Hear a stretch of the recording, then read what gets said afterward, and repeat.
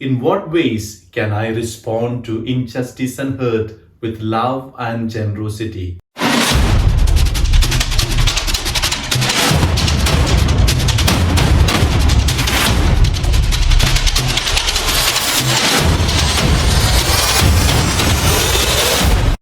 My dear friend, this is Monday of the 11th week in Ordinary Time, and we have the Gospel of Matthew, chapter 5, verses 38 to 42 for our reflection today. In our first reading, we witness the danger of greed and the misuse of power through the story of Ahab and Naboth's vineyard.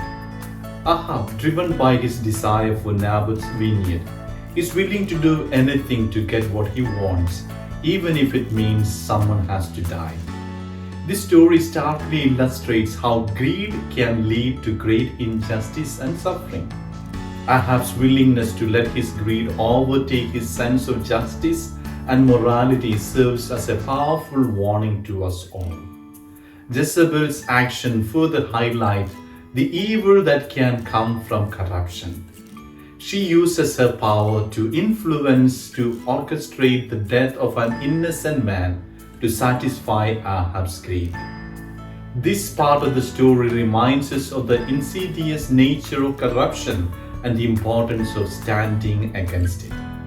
We must always seek truth and righteousness, even in the face of powerful opposition. In today's Gospel, Jesus presents a different approach to dealing with the harm and injustice. Rather than seeking revenge, He calls us to respond with generosity and patience. Jesus teaches us to turn the other cheek, to give more than what is asked of us, and to go the extra mile. This radical teaching challenges us to live a life based on love and mercy rather than retribution and retaliation. In our times, these teachings hold profound implications. If we live in a world where greed, corruption, and desire for revenge are all too common, to apply these messages in our lives, we must start by examining our own actions and motivations. Are there areas in our lives where greed influences our decisions? Do we sometimes misuse our power or influence for personal gain? We must strive to act justly and resist the allure of greed and corruption. This can mean making ethical choices in our workplaces, being fair in our dealings with others, and speaking out against injustice when we see it.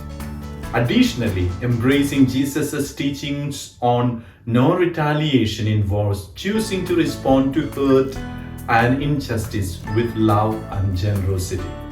This might look like forgiving someone who has wronged us, offering help to those in need without expecting anything in return, or showing patience and kindness in difficult situations.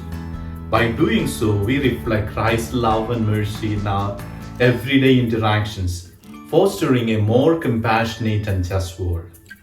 Reflect today. As we reflect on today's readings, let us ask ourselves, in what ways can I respond to injustice and hurt with love and generosity? And how can I ensure that my actions are guided by justice and righteousness rather than greed or a desire for revenge? May the words of Jesus redeem us. Amen.